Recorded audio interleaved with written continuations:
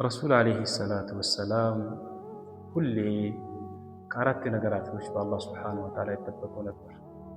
ኢማሙ ሙስሊም ረሕመቱላሂ ዓለይሂ እንደዘገቡት የአላህ መልእክተኛ ሰለላሁ ዓለይሂ ወሰለም ሁሌ አራት ነገራቶችን ያ አላህ ሆይ ባንተ እጠበቃለሁ ይላሉ።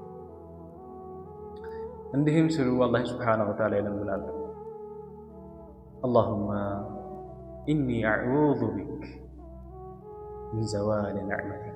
ያ አላህ ሆይ አንተ በእኔ ላይ ያዋልክልኝ የሆኑ ብዙ የሆኑ ጸጋዎች አሉ።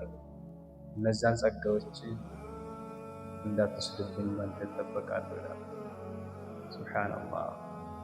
ወተሐውሊ ዓፊየቲክ፣ አንተ ጤንነትን ሰጥተኝ በሁለት እግሬ እንዲሄድ አድርገኝ። ብዙ የሆኑ አንተ ባሰጥልኝ ማላገኛቸው የሆኑ ዓፊያዎችን ሰጥተኝ እነሱንም ደግሞ ወደ በላ እንዳይቀየሩብኝ ባንተ እጠበቃለሁ ይላል። ሱብሓነላህ። ወፈጅአቲ ነቅመቲክ፣ ቅጣትህ በድንገት እንዳይመጣብኝ ባንተ እጠበቃለሁ።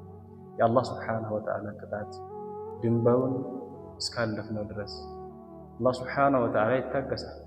የሆነ ጊዜ ግን ቅጣቱ በድንገት ይመጣል።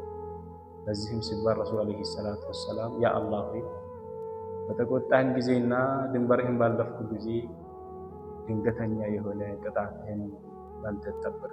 በዱዓቸውም መጨረሻ ላይ እንዲህ ይላሉ፣ ወጀሚዕ ሰኸጢክ፣ ያ አላህ ሆይ እንዳጠቃላይ ከቁጣህ እጠበቃለሁ።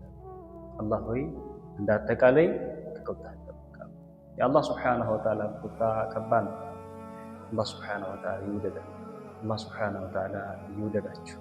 ነዕማውን አላህ ሱብሓነሁ ወተዓላ ዓፊያውን እንዲያቆይልኝ እንዲሁም ደግሞ ከቅጣቱና ከቁጣውን ደግሞ አላህ ሱብሓነሁ ወተዓላ ይጠብቃል ይላችኋል።